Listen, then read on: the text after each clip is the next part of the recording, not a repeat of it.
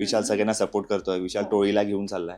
पण जेव्हा बाहेरून बघतो तेव्हा असं वाटतं की विशालच पुढे चाललाय आणि टोळीला तो मागे खेचतो. समजा रोशन काय बोलतोय तर त्याला गप करून त्याचा फुटेज काढून घेणं किंवा असं त्याचं चालूच आहे. मला टार्गेट करायचे, अजून सचिन जी होती त्यांना टार्गेट करायचे. बट जो करणनी डोक्यात गेम जो भाऊ बोलले की आहे किंवा असेल, भाऊ येऊन बोलतात की रोशन तुम्ही चांगले खेळाल. तिकडे बसून मी शॉक होतो. मी बोललो असं कसं झालं, टास्क मी जिंकलोय, टर्फ मी दिली आहे त्याला. नमस्कार, मी तुमची पत्रकार श्वेता चिकणे तुमचं हार्दिक स्वागत करते टेलीचक्कर रिजनल्स मध्ये. आज आपल्या बरोबर गप्पांसाठी बसले आहेत ज्यांचा ॲटिट्यूड शार्प, त्यांचा कॉन्फिडन्स फुल ऑन पॉवर, असे ओमकार, ज्यांना तुम्ही बिग बॉस मराठीमध्ये सुद्धा पाहिलंय. तर ओमकार, कसा आहेस? एकदम मजेत. तुम्ही कशा आहात? मस्त मस्त. टेलीचक्कर मध्ये तुझं स्वागत आहे. थँक्यू. सगळ्यात आधी तर मला तुझ्या करिअर बद्दल विचारायचं आहे की तू कसं स्टार्ट केलंस, कुठून स्टार्ट केलंस आणि मॉडेलिंग हा करिअर का चूज केला? माझं म्हणजे मॉडेलिंग हे फर्स्ट करिअर नव्हतं. त्याच्या आधी पण मी हेअर ड्रेसिंग मध्ये पण होतो आणि नंतर मग मी मॉडेलिंग, जसं की लाईक माझे फादर पण टॉल आहेत, मी पण टॉल आहे. सो एक हाईट मला आधीपासूनच भेटली आहे. तर नंतर मी वर्कआउट करत गेलो. मॉडेलिंगचा विचार असा डोक्यात ठेवलाच नव्हता कधी की मला मॉडेलिंग करायचंय किंवा हे गोष्टी करायची. बट फिटनेसमध्ये मी ग्रो करत गेलो. जसं आपण फिटनेसमध्ये ग्रो करतो तसे आपले लुक्स पण शार्प होतात. जसं आपण कार्डिओ करतो तर आपला फॅट लॉस होतं आणि एकदम असं मस्त लुक येतो.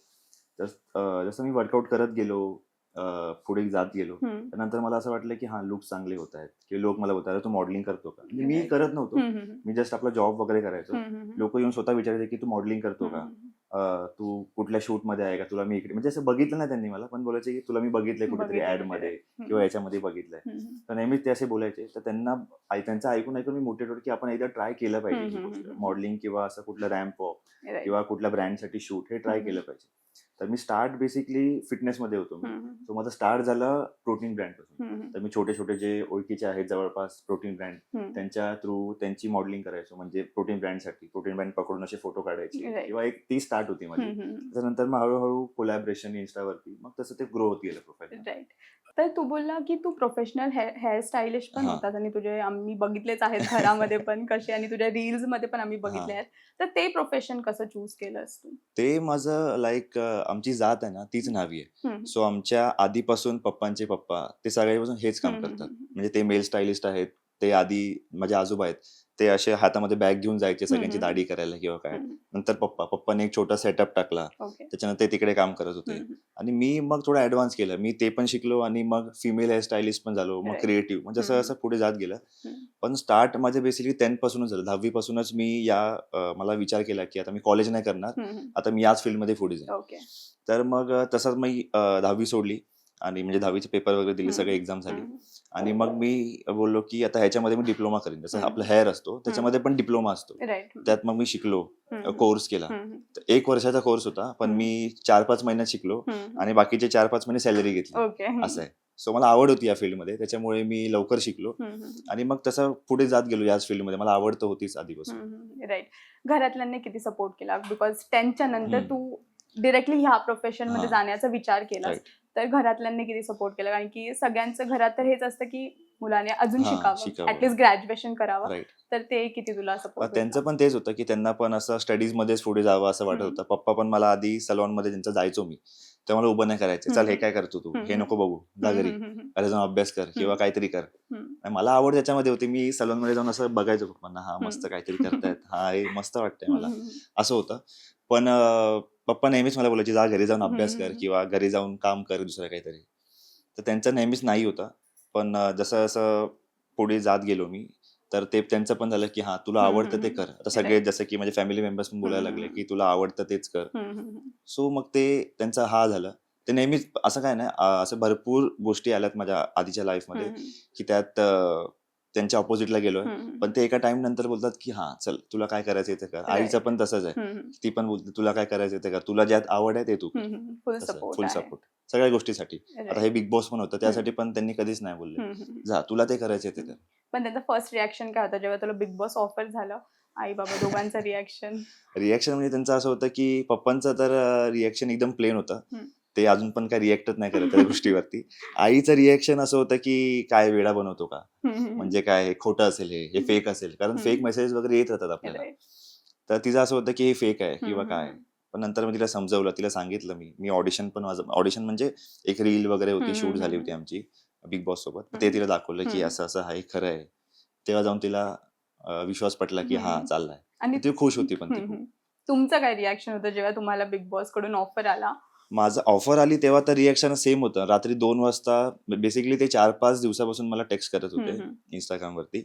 पण माझं रिएक्शन असं होतं की जे मला मेसेज पाठवायचे त्यांचे फॉलोअर्स काहीतरी 1000-1200 असे होते. मी बोललो की हे फेक मेसेजेस, फेक मी एवढं मेसेजेस. उघडून बघितलंच नाही. राईट. मी बोललो अरे ह्याच्यासाठी आहे, ऑडिशन आहे, रिअलिटी शो आहे, असे मला येत होते मेसेजेस. पण मी इग्नोर केले 3-4 दिवस मी इग्नोर केले.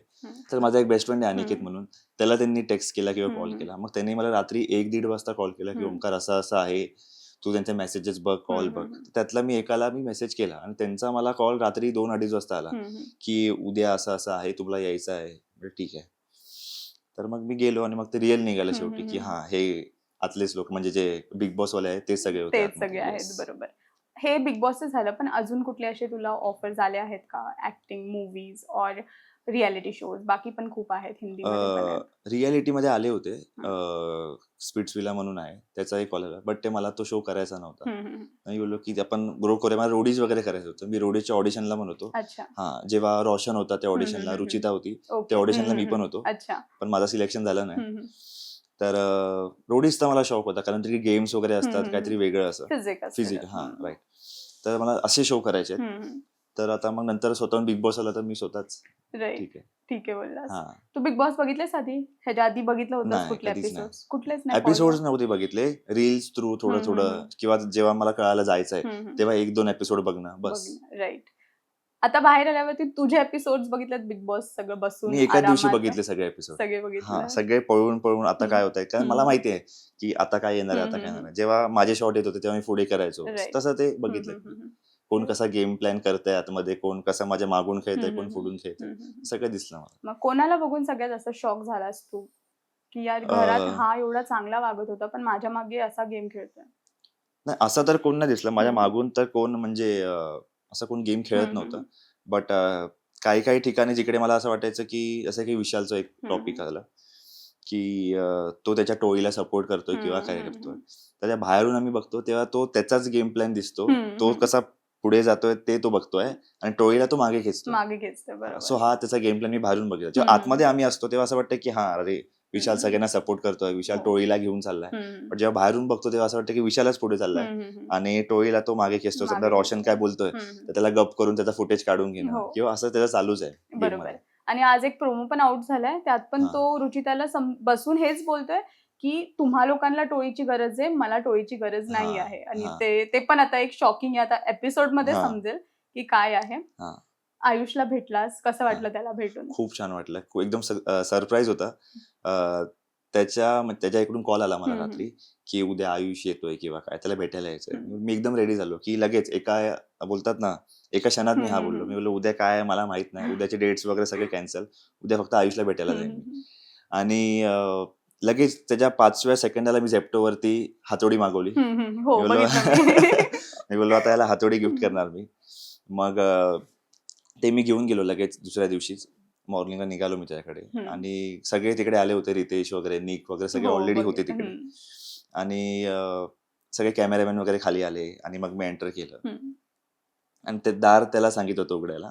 तर आम्ही दोघं एकदम समोरासमोर आणि एवढे भेटेसारखे आम्ही हसायला लागलो ना तिकडे एकमेकांना बघून. अरे मस्त त्याला कुऱ्हाड वगैरे दिली, छान वाटलं तिकडे. त्याला माहित होतं तू येणार? नाही, त्याला काहीच माहित नव्हतं. त्याच्या टीमने हे केलेलं, ओमकारला बोलवायचं. आणि मग बोलवलं मला आणि मग त्याने दार उघडला. तो एकदम शॉक मध्येच, एकदम वेगळ्याच झोन मध्ये गेला. अरे ओमकार कुठून आला इकडे? तर असं झालं ते.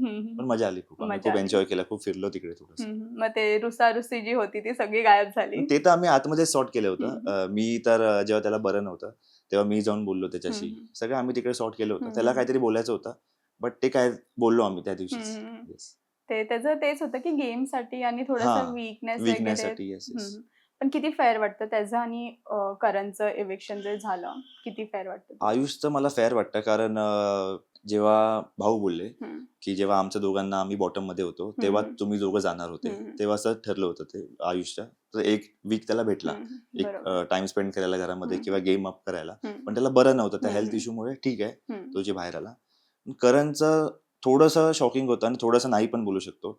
कारण करणचं कसं नेहमी बोलायचं की माझा एक गेम प्लॅन आहे, माझ्या डोक्यामध्ये एक वेगळाच गेम चालू आहे, मी एक वेगळा गेम करतोय. बट काय झालं की एकदा भाऊ पण बोलले त्याला, करण तुम्ही खूप स्मार्ट आहात, तुम्ही गेम करताय, डोक्याने खेळताय. मग त्याच्यामुळे काय झालं, घरामध्ये एक भ्रम पैदा झाला की करण काहीतरी करतोय. सगळ्यांच्या डोक्यामध्ये एक हे आलं की करण गेम खेळतोय, करण गेम खेळतोय. कारण भाऊ पण बोलले.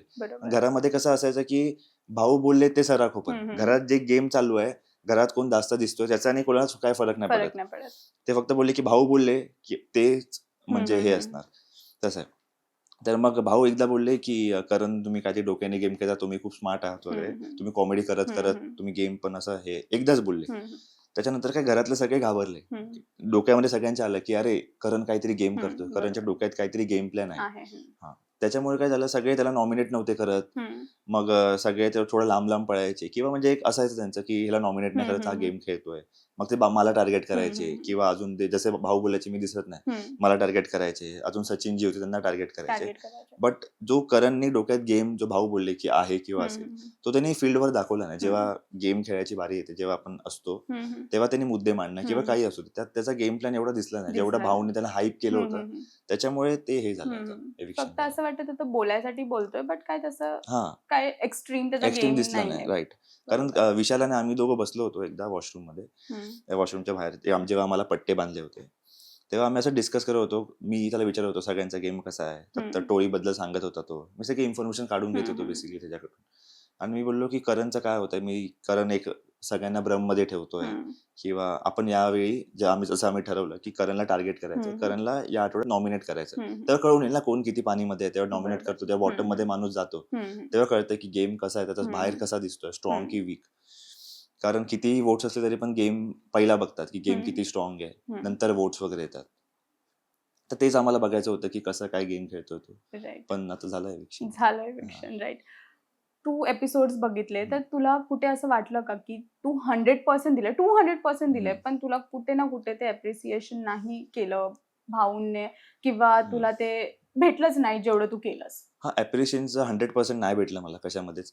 आता तुम्ही एक बेसिक जास्त पण नाही बोलत आहे. आता जसं की गोनीचा टास्क होता, तर गोनीच्या टास्क मध्ये मी माझे 100% दिले होते, 200%, आणि दोन्ही मीच जिंकलो होतो टास्क.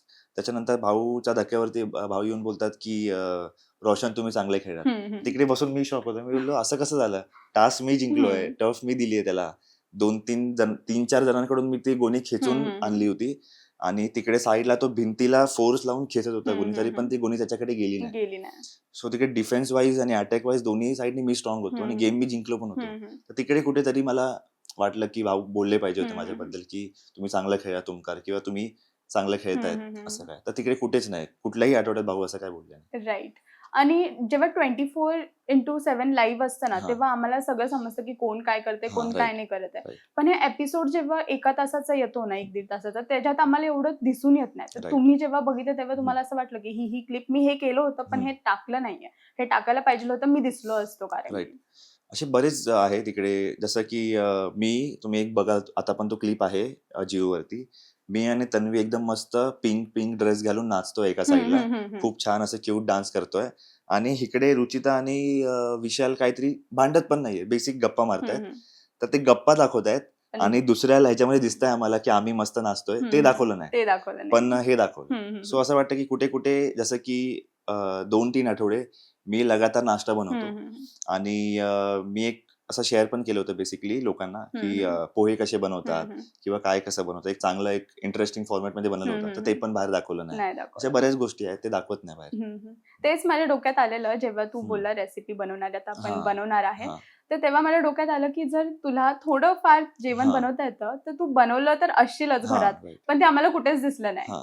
तर तू बनवलं असशील तर तुम्ही एकदा जाताना पण बघाल, जेव्हा मी जात होतो तेव्हा दीपालीताई बोलले आता घराचा नाश्ता कोण बनवणार. सो ते एक असं होतं की घराचा नाश्ता मीच बनवायचो, कंटिन्युअस 2-3 आठवड्यापासून मीच बनवायचो नाश्ता. तर तसं होतं, त्यांनी दाखवलंच नाही, आम्हाला दिसलंच नाही. अपार्ट फ्रॉम दिस, तुझ्या पर्सनल लाईफ बद्दल थोडं जाणून घे मी, की कोण आहे जिच्याबरोबर तू लाईक गर्लफ्रेंड वगैरे कोण आहे, लग्न वगैरेचा काय सीन आहे तुझा? लग्नाचा तर आतापर्यंत काय सीन नाही. फ्रेंड्स आहेत भरपूर, काही लोक आवडतात पण मला, त्यांच्याशी मी क्लोज पण आहे. बट लग्नाचं वगैरे खूप टाइम आहे अजून त्या गोष्टीला, ते बघूया आपण पुढे. आहे कोण नजर मध्ये? नजरमध्ये असं फ्रेंड्स भरपूर आहेत, हम्म. खूप आहेत, असं एक दोन सांगता नाही येणार, हम्म. बऱ्याच आहेत. अच्छा. ज्यातली आवडेल त्यातली मी पिक करेन, किंवा अजून ऑप्शन्स येतील पुढे, काय माहिती.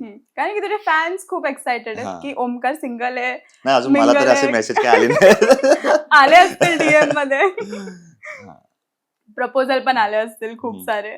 तर त्याच्यासाठीच फॅन्स बोलतायत. सांगा आम्हाला मग ओमकार तिकडे सिंगल अजून असेल माझा तर. फोकस नाही अजून, लग्न किंवा काय याच्यावर जास्त फोकस नाही. आता माझं करिअर कुठे स्टार्ट होत आहे, तर इकडे ग्रो कसं करायचं त्याच्यावरती माझा फोकस जास्त आहे. बरोबर. ऍक्टिंग वगैरेचा काय हा. विचार आहे? ऍक्टिंग आता मी शिकतोय, जसं हम्म. की मी आधी हेअर स्टायलिस्ट होतो किंवा हम्म. मॉडेलिंग करायचो, त्यात हम्म. ऍक्टिंगचा वगैरे काही सीन नव्हता. हम्म.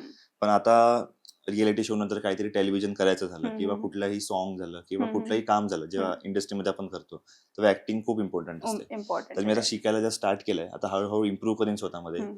एक ऍक्टर आहे आतमध्ये, त्याला असं बाहेर काढायची गरज आहे, तो मी हम्म. काढतोय हळूहळू. तर असं ओके. ग्रो करीन या फील्डमध्ये पण, ऍक्टिंग हळूहळू. शिकून. येस. ओके.